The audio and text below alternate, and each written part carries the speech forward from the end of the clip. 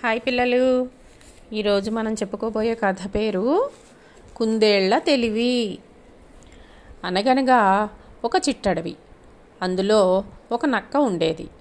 దానికి ఆ రోజు మధ్యాహ్నం వరకు గాలించిన ఆహారం దొరకలేదు.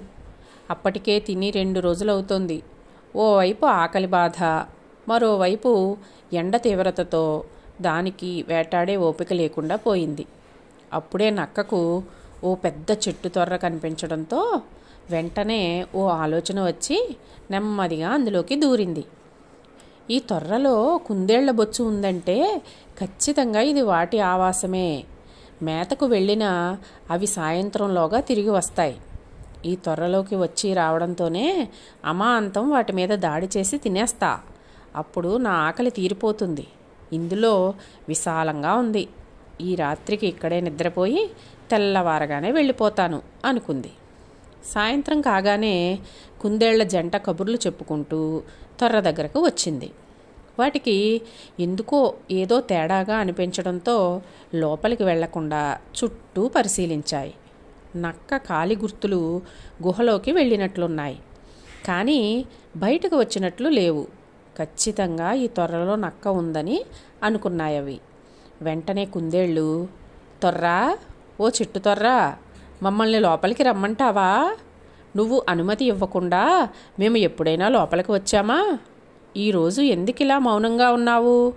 నువ్వు రమ్మని పిలిచేంత వరకు లోపలికి రాము అన్నాయి. ఓ, నేను ఈ తొర్రలో ఉన్నాను కదా, అందుకే ఇది కుందేళ్లకు రమ్మని అనుమతి ఇవ్వడం లేదేమో.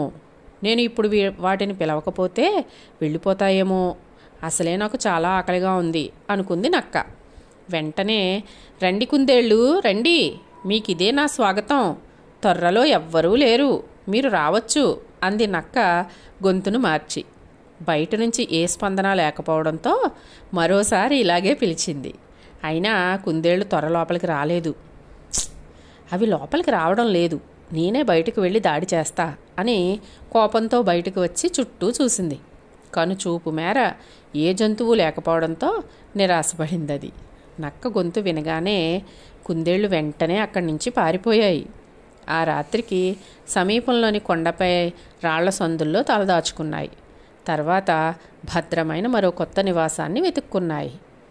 బాగుంది కదా ఈ కథ.